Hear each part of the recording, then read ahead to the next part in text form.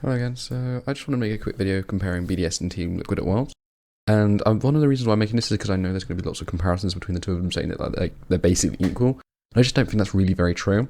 But we're going to start off with their journey to the Swiss stage. So Team Liquid obviously didn't have to go through planes, but you have to talk about the way they got the NA third seed as well. It's worth stating that in terms of talent, NA obviously had two top teams in Cloud9 and FlyQuest, and obviously as we all know, FlyQuest completely fell apart after their spring split playoffs collapse. And on top of that, of the mid teams, I don't even think Team Liquid are the best of them. I'd put them behind right up until their playoffs and the best of 5 in playoffs, which obviously they won. I'd put them behind EG and GGS. I mean, the reason that TL won against both those teams and qualified is mostly because Team Liquid's major flaw was their inability to come back from behind. As GGS and EG struggled with more fundamental issues like macro mechanics, especially when you compare them directly with Team Liquid. And so that's how Team L qualified as third seed. But it's also worth mentioning, even in those series, even with the more major flaws being on GGS and EG, they 3-1 DG and then they squeak past GGS in a 3-2. In contrast, BDS qualifying as U's 4th seed is actually kind of more impressive. They sat in third in the Region Championship point standings, and although it was worth noting that because the Informed Heretics failed to make LEC finals thanks to a poor winter and spring, and they didn't have to beat the overperforming XL thanks to the draw, they were maybe a slightly dodgy 4th seed, but at the same time they showed that they could beat a lot of the teams that they play at Worlds. In terms of the teams that are especially minor region teams that are a little unprepared, or lower major region seeds that were a little unprepared, a little dodgy in certain aspects, had some major flaws, but overall were pretty solid. They would beat those teams, especially if those teams couldn't contain someone like Adam. And then in the play-ins, despite losing to the VCS 2nd seed on the opening day, they show that they could continue this trend of destroying the weaker mechanical teams by slaughtering GGS in the qualifying series, dismantling DFM and CFO in the groups, and then after shaking off their initial nerves, the reverse sweep came with 3 very impressive games for their standard against a PSG team that had showed that they were relatively decent and deserved to be there much more than anything TL managed. PSG talent actually showed themselves to be a better team than Team Liquid in my opinion. So then next, I guess we got to team expectations.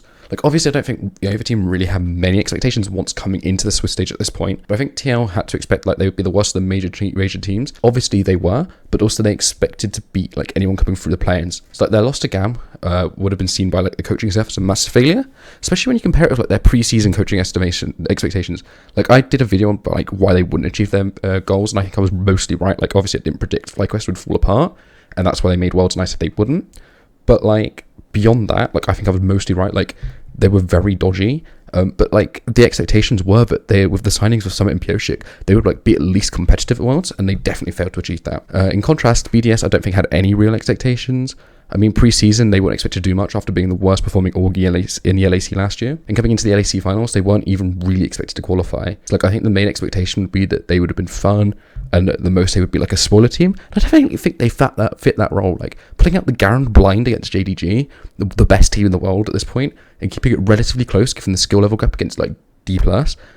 Maybe they'd be a little disappointed with that loss to Mad. But, they were seeded lower than Mad, and the contest at the game, by which I mean the draft, was a bit of a difference maker in that game. Perhaps they wouldn't have seen that sort of result in a BO3 or a BO5, which you can sort of say is Riot's fault because it is a slightly dodgy. I wish there were some more BO3, BO5s, but we're not going to complain too much because we like the Swiss stage, even if we don't like the draws, and I will talk about why the draws are dodgy and bad in another video. In terms of team flaws as well, Team Liquid were definitely the worst team here. They couldn't play behind when they were behind at 15 minutes. They looked absolutely awful. They looked no different in any aspect pre-Worlds relative to at Worlds, which is very embarrassing, but also disappointingly common in League of Legends. They also only looked incredibly incredibly competitive on comfort picks, making them reminiscent of the 2020 DSM roster. Additionally, they sucked with any sort of draft. Their one win was off a carry performance of Pioshik. They also looked weaker than any team they played. I know the GAM series went to 3 games. GAM looked like the better team in game 2. It's just that Pioshik put the demon in his back when playing his beloved Kindred. You can't really say that was a good game out of Team Liquid. I think BDS did really well, given that player for player, they were definitely amongst the bottom 3 in the Swiss stage in almost every role, if not every role. The other big issue was the draft. As I've already highlighted, they lost to Mad in the draft, but in other videos I've also suggested that they would generally struggle with draft anyways. Obviously you have the gods meme, which is fine if you have a player where it's pick your poison on those 4 champions, then you can give some other power picks in the game, but because the God's champions are all kind of similar, it means that it's really easy to draft against BDS. Ban whatever God's champ your top laner doesn't want to face in the lane, and then in the first rotation, then get a counter pick in top lane if he picks early, or if they drop Adam's pick down the order, you can just counter pick in top lane, or you can just ban all of the gods, and then he can't play the game at all without a gods. Additionally, if if your opponents are on blue side, then they get significantly more power picks than they should do. And like, there's also the fact that Crowley seemed to have a very thin pool as far as ADCs were concerned at this tournament, and struggled even on the top end picks like Zyra and Kai'Sa, despite being a very good player, I might add.